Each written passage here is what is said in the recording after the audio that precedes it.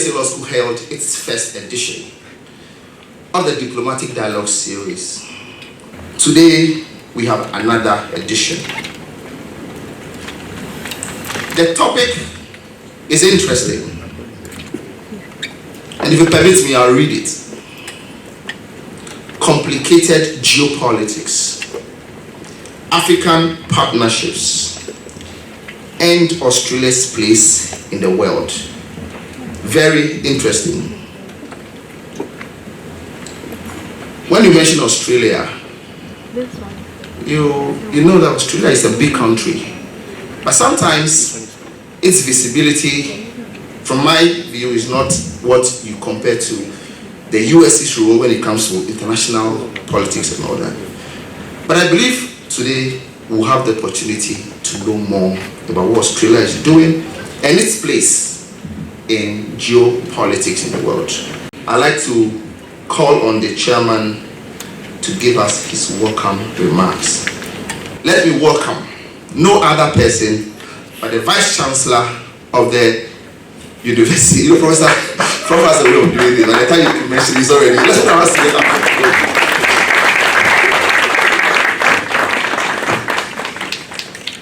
I'm not allowed to say my learned friend, but at least I'm not in court, so my learned friend. And thank you, Richie, thank you so much. It's a privilege to welcome Excellency Berenice Owen-Jones to our modest campus. I think she deserves a round of applause. And it's also a privilege to have my legal friends all seated here this afternoon, especially for my dear students who are being trained to be lawyers. I keep on saying that in the next few years, I will not have to pay legal fees because there are several who will gladly represent me in case I have a legal issue. So thank you so much for the opportunity to be at this function, organized by the UPSA Law School, led by the most famous lawyer in Ghana, the Dean of the Law School, Professor Ernest Kofi Abochi, and the able team of HODs and non-faculty members.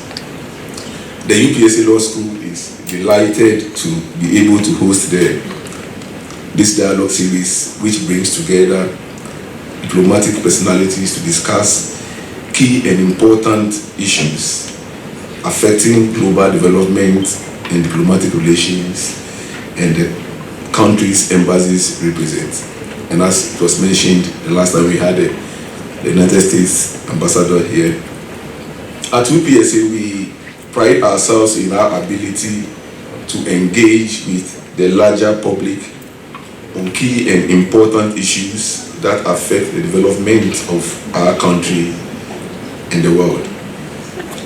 This dialogue series provides the relevant platform to engage with the diplomatic community on how best we at UPSA can contribute to thought leadership on issues affecting the development of our world in general. As your Vice Chancellor, I'm delighted to welcome and host you, the High Commissioner of Australia to Ghana. Ghana and Australia share a long period of friendship and relationship, never mind the distance. We at UPSA have held conversations exploring the possibility of engaging Australian institutions of higher learning on key areas of mutual interest and importance. The UPSA is devoted to new ways of doing things and to ensure that we break the boundaries of learning and scholarship. The dialogue series fits into that strategic approach to doing things. I again extend a warm and special welcome to you, Ambassador, and I look forward to a productive engagement today and future good development in the future between UPSA and your embassy, especially our law school. Thank you so much. I'd like to call on faculty member to do this for us. Kindly come up here, Ms. Ifia Ampunsa Mensa, and introduce our special guest for us. Thank you. Good afternoon, ladies and gentlemen. I am truly honored to introduce our guest speaker today.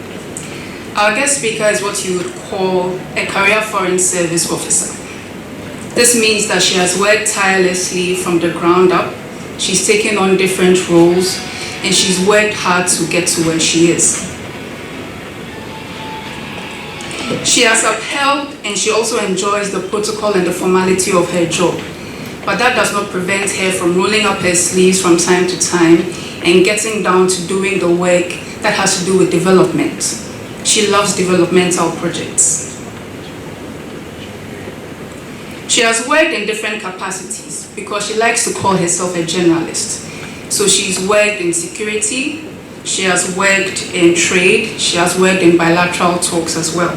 Some of the places or the positions she has held are the Department of Trade, where she was a research officer in 1988. That's a long time ago. She has worked again as the senior research officer at the Bureau of Transport and Communications.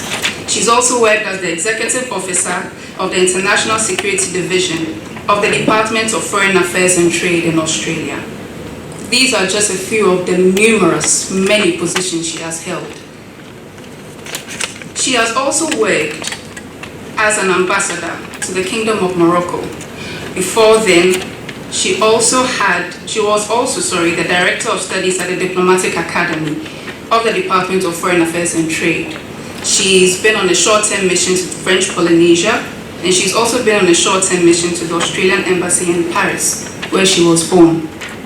She's very fluent in French, speaks Russian, and other languages as well. Ladies and gentlemen, it is my honor to introduce the Australian High Commissioner to Ghana, Her Excellency Berenice Owen-Jones. Please let's put that in.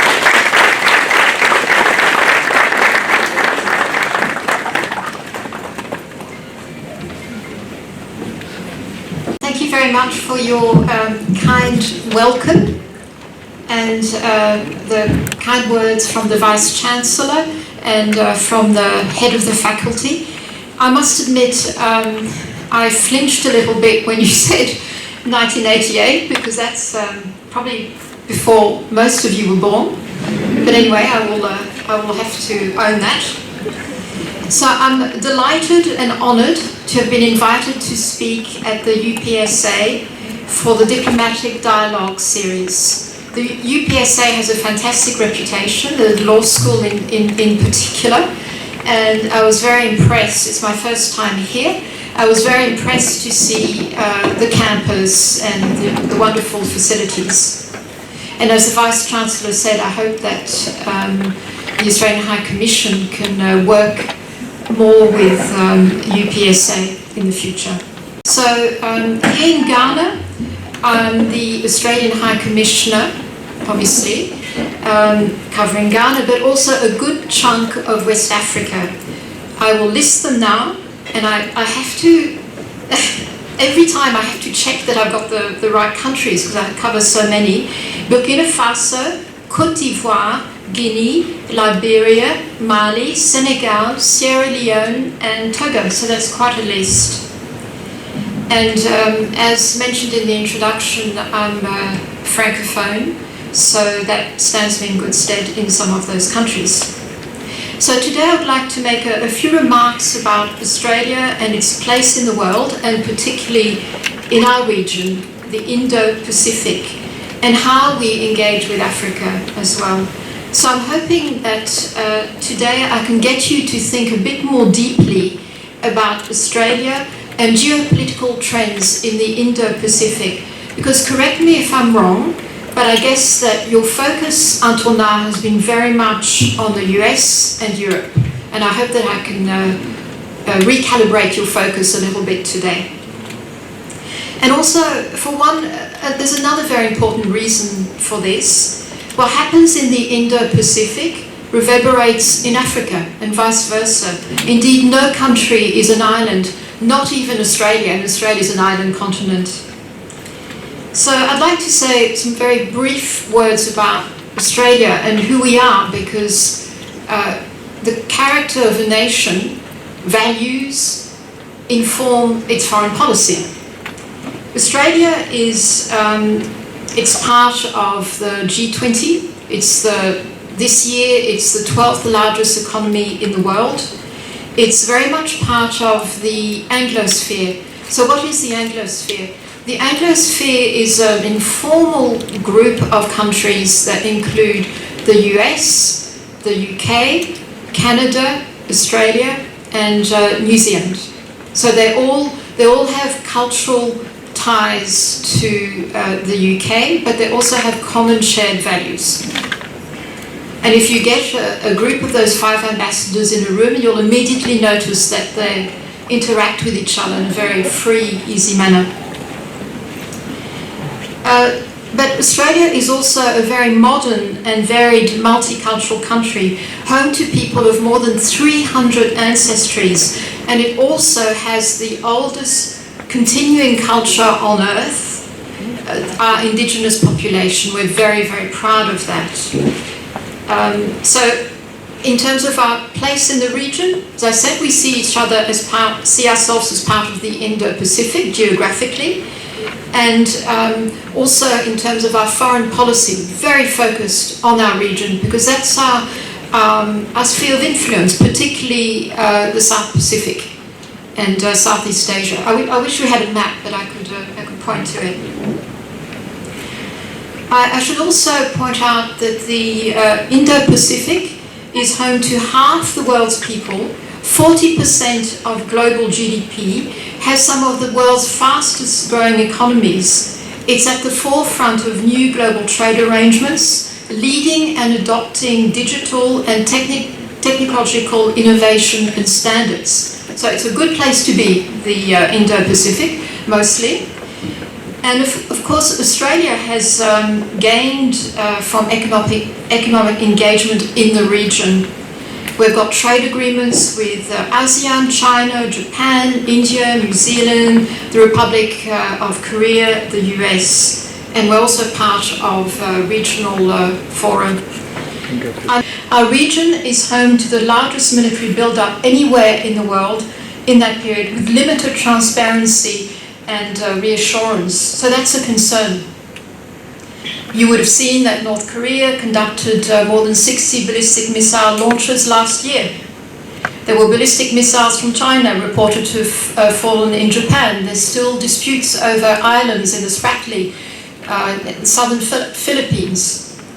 And of course, if conflict did break out in the Indo-Pacific, it would be catastrophic for our people and our prosperity. Ladies and gentlemen, the Indo-Pacific region, which we are part of, is, as I've said, a vital component of our foreign policy, but we also have global interests which require expanding our influence in Africa.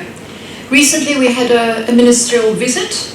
Our Assistant Foreign Minister visited Morocco, where I opened our first post ever. We didn't have an embassy in Morocco before I was there in 2017. Ghana, and he also visited South Africa. And this visit underlined the shared economic and strategic interest that we have with Africa and, in this case, Ghana. The Vice-Chancellor already mentioned that we have a very long-standing relationship with Ghana. We were one of the first countries to recognize Ghana in 1957, post-independence, and we're one of the first countries to open an embassy. So fast forward to the present, and we're strengthening our partnerships with African nations to promote an international system based on rules. Together we're combating terrorism and transnational crime. We're tackling climate change and growing our economic links. Australian mining companies are making a vital contribution to economic development in Africa. But at the same time, we also, and I freely acknowledge this, we need to diversify our economic links, taking opportunities in education, green energy, food and agriculture, and science and technology. So Australia's development cooperation in Africa is changing too. We've now got very targeted programs where we share knowledge and strengthen skills in agriculture and food security, climate change adaptation, renewable energy, and mining governance, but also the economic empowerment of women. I should say that gender equality is a key aspect of our foreign policy and our development policy. As a head of mission in Africa, like my colleagues, I focus on strengthening Australia's engagement with countries on 4 very clear interlinked priorities: security, I've spoken a little bit about security, commercial links, multilateral, and also people-to-people links. I'll say a few words about each, but I'm keeping an eye on the time. On security, the Australian government is concerned about the deterioration of the security environment and the spread of terrorist groups in the Sahel and other parts of West Africa. And of course, we have direct commercial interest in the region. Most of our mines, our mines are in West Africa. So it's in our interest to work with African states and other partners to address the causes and effect of these security challenges. And so we've made quite targeted contributions to improve the capacity of African countries to provide security, focusing on CVE, countering violent extremism. For example, Australia's funded a counterterrorism academy in Côte d'Ivoire, an international counterterrorism academy. On the multilateral front, African voices are increasingly resonating through forums like the Commonwealth, the G20, the UN, and of course the UN Security Council, where Ghana's got a seat at the moment, and reform to counterterrorism, to sustained development. All these issues are covered. A strong national record on taking climate change seriously is the price of us being taken seriously in multilateral forums, but also here in Africa and around the world. So that's another issue we work on. Because we see quite clearly how climate change is exacerbating global food insecurity and humanitarian crisis. It's for that reason that the Australian government has recently announced that it will provide an additional 15 million for the Horn of Africa and emergency assistance, and respond to various food insecurity crises. We've also got a targeted observation platform, Digital of Africa, which is we interpret satellite pictures, and it gives decision makers a better sense of what's happening with the land, from crop mapping, urban planning, and that's an Australian initiative. So we work very closely with African nations in international fora. Like Australia, Africa is dependent on stability and the rules-based international order. Africa's 54 states, of course, are also a powerful group in the multilateral system. They tend to vote as a bloc. So we recognise the importance of African countries in supporting a stable, peaceful, prosperous region. And we want to advocate and use our influence to advocate for UN Security Council reform, including permanent representation for Africa, which I feel is overdue. Very quickly on commercial interests, I mentioned that our economic relations with Africa are often heavily based on the mining sectors. We want to diversify. I've mentioned certain areas that we're looking at the moment.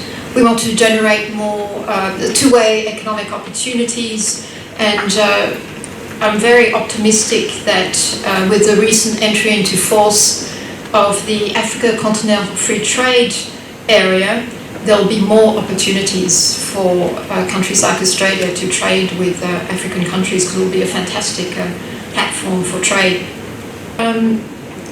I often mention the Australia Awards, and this will be of interest to you, because over the last 2 decades, we've through the Australia Awards, we've funded students to study in Australia, and they've come back to Ghana and become decision makers, and they're excellent alumni for us. So we fund all sorts of programs. Some are short courses, some are fellowships, some are masters. We've in a range of fields, and I just wanted to bring to your attention that we have opened a new round of Australia Awards scholarship. It opened about a week ago, and it will close in May. So if you want more information, you have to go to Australian High Commission in Ghana and have a look at the Facebook page. So I thought that might be of interest to you. We should build what I call Africa literacy. But here in Ghana, I also need to work very hard, I think, to raise the profile of Australia, which is why I'm so grateful for the opportunity to talk to you today. And I'd be very interested during our question and answer session whether any of what I've said today has come as a complete surprise to you. I'd be very interested to hear what you thought of some of my remarks. Thank you.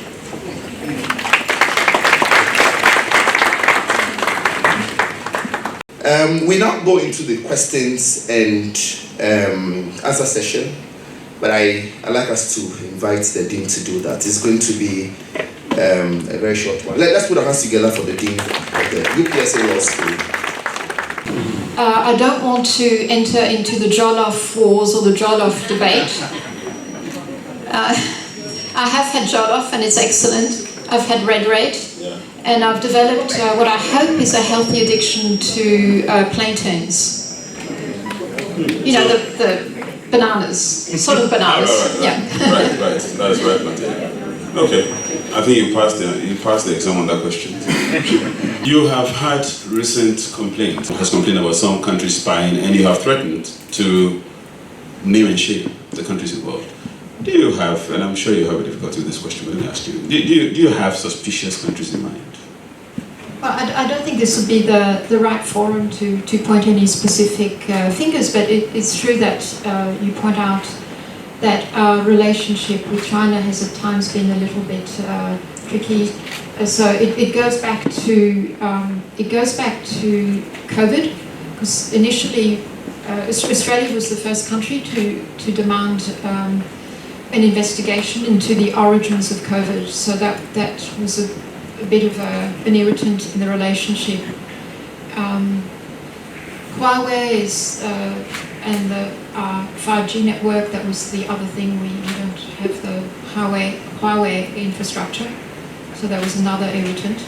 But there's been a change of government in Australia, and we're stabilising relations with China, because it's in the interest of both Australia and China for the relationship to get back on an even keel.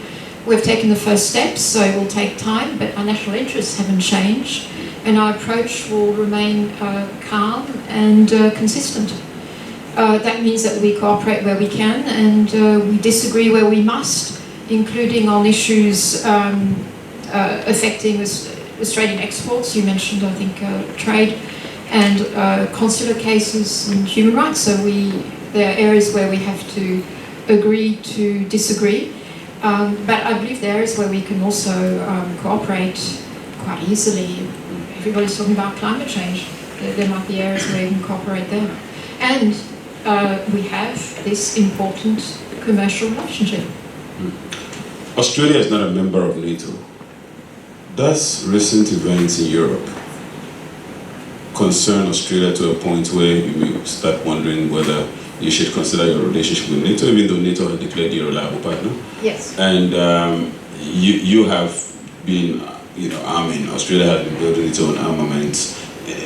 Do you think that Australia has gotten to the point where it may start thinking of a membership application to NATO? The short answer is no. It doesn't need to.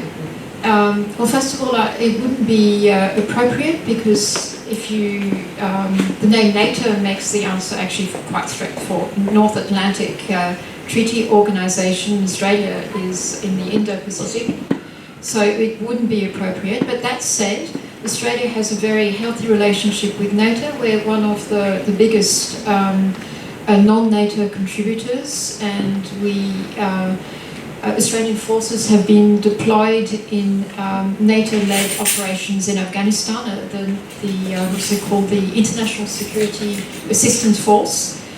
We've signed joint declarations and agreement, and we're recognised as a reliable and capable partner of NATO. So we see no reason to change that arrangement. We've got our own small, well, it's a collective security, non-binding collective security agreement, and that's ANZUS, Australia, New Zealand, US, and it's a treaty. It means that if there's an armed attack on one of the three parties that could potentially threaten the interest of the other, well then there has to be some intervention. But I should add that New Zealand is no longer part of ANZUS. The question is, Russia, for example, has argued under some circumstances that part of the reason for the whole Ukrainian crisis is the eastward expansion of NATO. Yes. Rightly or wrongly, that's the argument. So don't you think that, and I understood your answer, but don't you think that the prevalence of collective security bodies could become the basis for countries like Russia and other countries who have geopolitical complaints to say that we would have to guard against our own, and then that becomes a pretext, if it's a pretext? You're right, it raises the question about what's next for the enlargement of NATO. What will happen to Georgia, for instance, if they want to join? There have been calls, obviously, for more direct support, if anything, to counter Russia and defend Ukraine, more direct NATO support. But others, including the US, are more cautious because they don't want an escalation of the conflict. So it's a very tricky situation. I'm not an expert on NATO, so that's my interpretation. Russia lost their Queen Elizabeth. Yes. And some have argued she was the reason Australia was still pretty much headed by the English monarchy. Is Australia going to move on, given your own internal political dynamics? People haven't called for the end of the head of state to be the English monarch. Now you have King Charles. What's your assessment? In the next 10 years, do you foresee the monarchy still being the head of state of Australia? Well, I don't know, I don't have a crystal ball, but you're right. Many regarded Australia's respect and affection for the late Queen as the biggest obstacle to the country becoming a republic. There had been a debate about the republic in Australia. There was a referendum in 1999, and the result was no. We want to keep the Queen. And the analysis at the time was, well, people have this deep affection, respect for the Queen, and all that will change when she passes. Since there's also been a change of government in Australia, a pro-republic Labor Party, and the Australian Prime Minister has said that there is another referendum is not a priority, at least for the next 3 years in government. So I can say for the next 3 years that debate's not on the table. Beyond that, I don't know. Do you think that the Commonwealth is relevant in our time beyond a bunch of countries meeting occasionally and showing their skills and prowess on the field? It's another forum to discuss some very important common challenges. And the other thing I want to say, I just want to make an observation. It's interesting that there's some countries that have not had links with Great Britain are they're knocking on the door of the Commonwealth. So what would be the reason for that? Yes, perhaps you can answer that for me. Togo, for instance. Right. Can you answer that for me? I don't think I have an answer for me. No. But yes, So it's clearly a desirable club that people still want to join. But I understood that there were a lot of, it was another forum for heads of state to meet and encourage dialogue, and that's always a good thing, particularly in uncertain times. Onions points that you made in your presentation is Australia's leadership in the fight against climate change, especially in Africa. But back home, Australia has Australia's own commitment to fighting climate change. Let me describe it as something which is at best ambivalent in terms of, particularly, it's dependent on the export of coal. Australia happens to be one of the biggest exporters of coal, and coal is a major cause of greenhouse gases in the atmosphere. So, would you really say that Australia is a leader in this respect in the fight against climate change? So there's been some very serious weather events in Australia. Some of you may remember the catastrophic bushfires of January 2020, where an area the size of Belgium was wiped out by bushfires. It was deeply shocking. And there's also been all sorts of, there's been floods, so Australia is feeling it. It's been, I think, perhaps a wake-up call. So Australians want action on climate change, and I think the new Labour government is delivering. It's lifted the country's minimum 2030 targets from 26%. These are the emission targets, from 26% to 43%. This is from the 2005 targets. And also introduced policies to reduce emissions from specific industries, including the coal industry.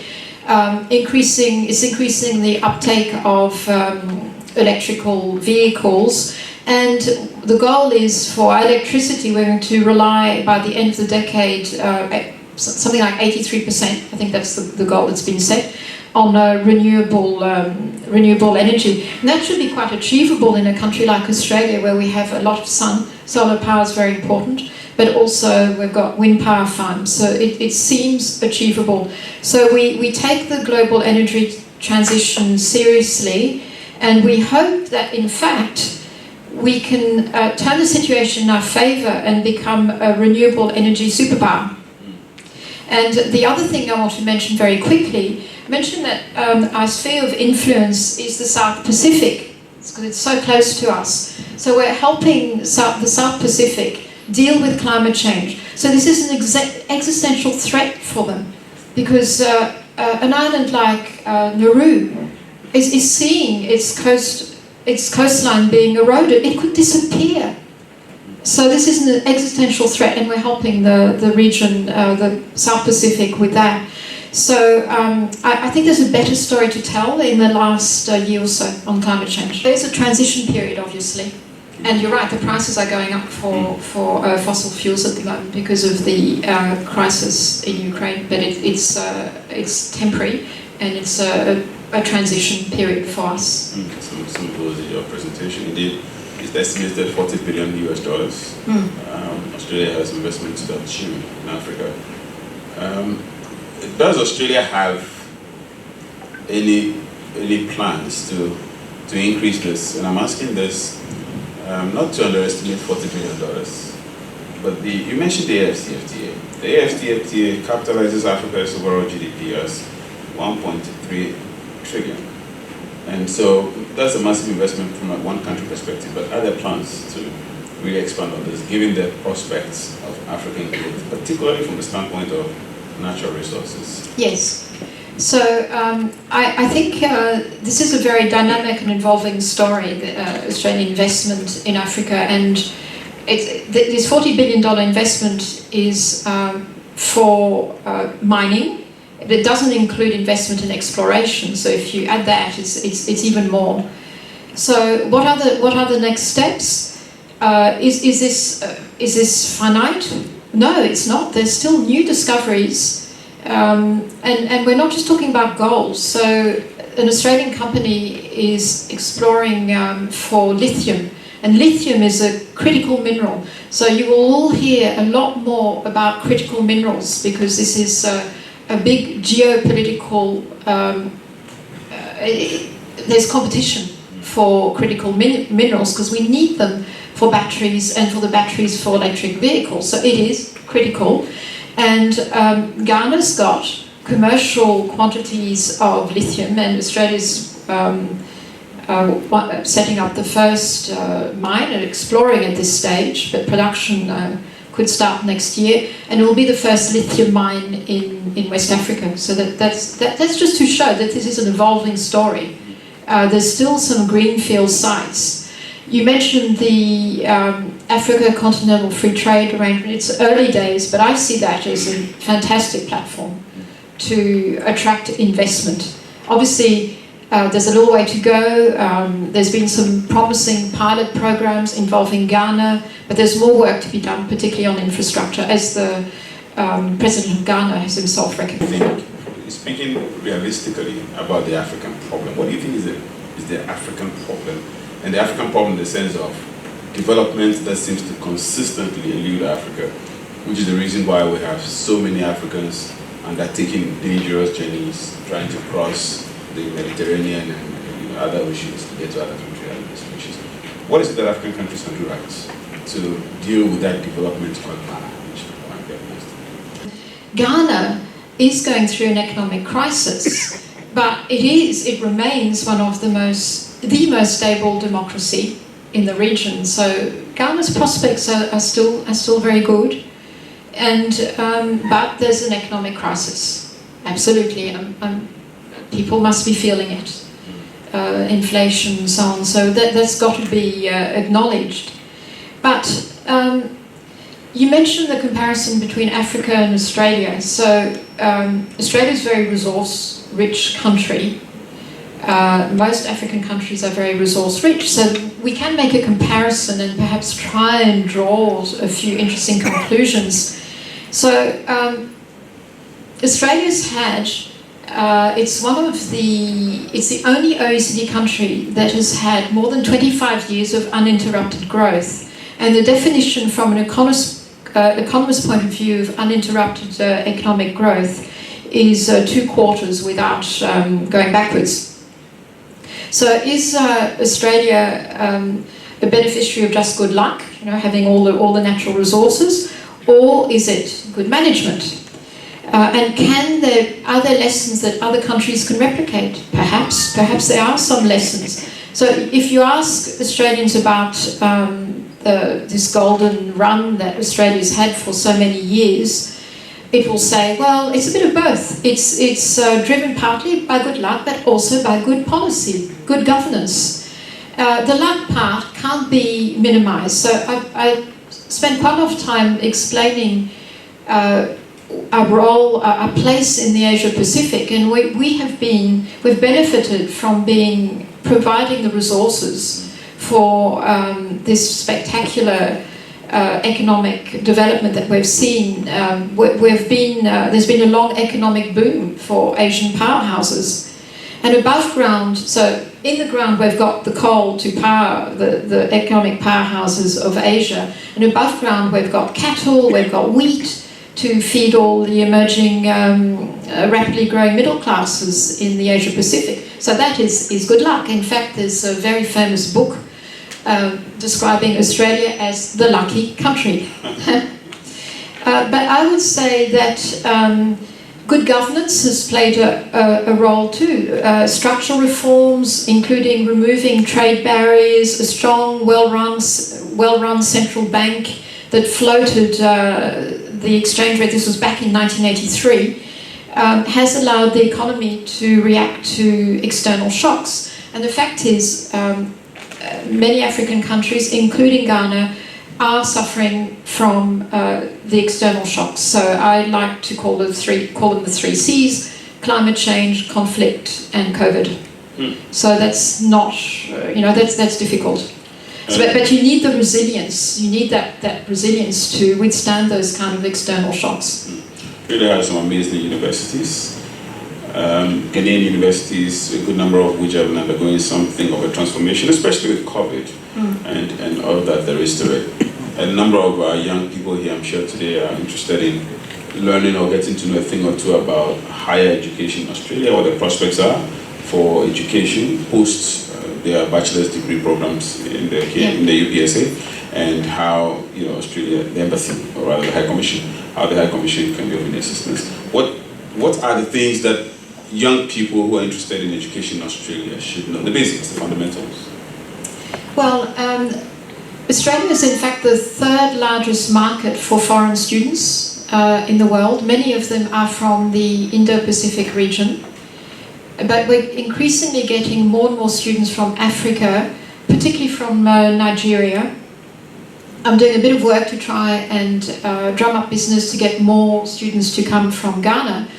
And what I say to students is that we offer quite attractive prospects for you, because if you study in an Australian university, you can then stay 2 years and work. Whereas I think, again, I don't want to be unfair and name countries, but I think our direct competitors probably only offer 6 months. So you go a long way, but then you get to stay longer. And also, once you get there, you have a much better climate and a better lifestyle. I'd be very interested to hear your reaction. Were you surprised by what I told you today? Well, I hope you were at least slightly interested, but were you surprised? The climate change, yes, I must say, did really surprise me. And that's my area, so I'm really, really interested in that. Working very well at every COP, where we've got a very clear strategy.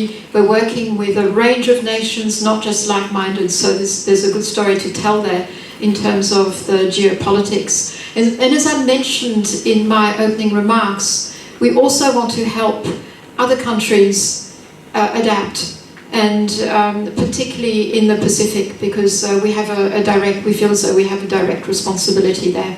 And you mentioned that you do some work in that area. I'd be happy to talk to you about some of those programs if you're interested. When you look back to Australia, especially your records of detaining children and adults as part of your immigration policy, it has been criticized by your own cause. It has been criticized by the United Nations High Commission for Refugees.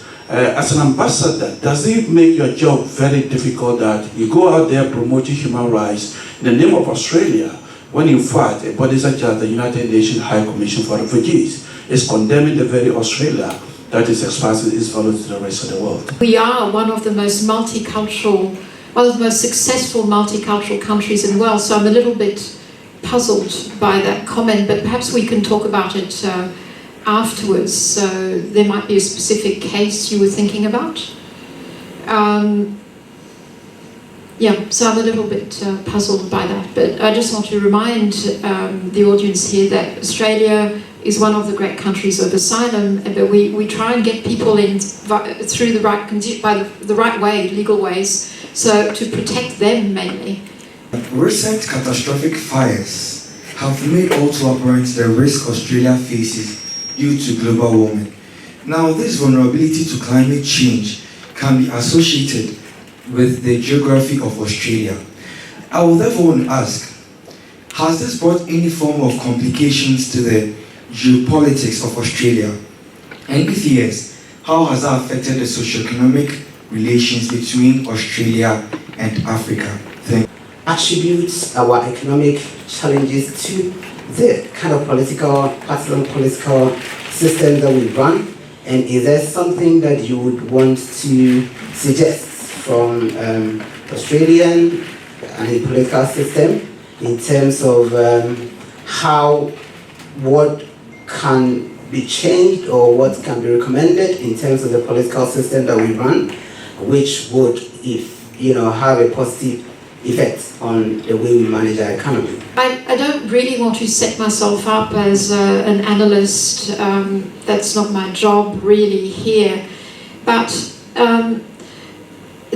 I talked about the economic crisis and the pain that it's causing in Ghana. And so Australia's been lucky in that it hasn't had a recession. But it seems to me that what you need to do to guard against those very difficult times where there's a recession is when the good times are there, you have to not be complacent and save for rainy days. So a sovereign wealth fund, a future fund, that kind of thing. There are good ideas out there that are worth adopting, perhaps. But again, I've only been here 6 months. Perhaps these things exist in Ghana. Is there any way forward by the Australian government in helping tackle the greatest menace in Africa, which is political instability? Because if you talk about the fact that you will try to maintain bilateral relations, it means the country must be stable. Looking at the way forward, where Burkina Faso, Mali, and then Guinea is facing a greater political instability, what is your government, or what is the country as Australia doing in helping tackle this particular problem was solved. Thank you. We're working very well with Ghana in multilateral forums to address challenges such as counterterrorism and climate change, and we're advocating for UN Security Council reform so Africa can be part of the Security Council. So we've got this excellent relationship at all levels of government. It's a relationship that's free of irritants, and that's quite rare. Today, the UPSA Law School is delighted to give you the shortest presentation. And it's a plaque with the following writing, and I read.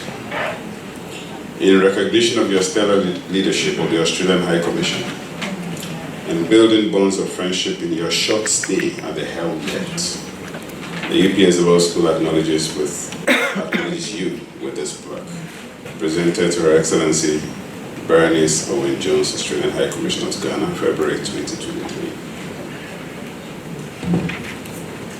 Thank you. It's a great honor.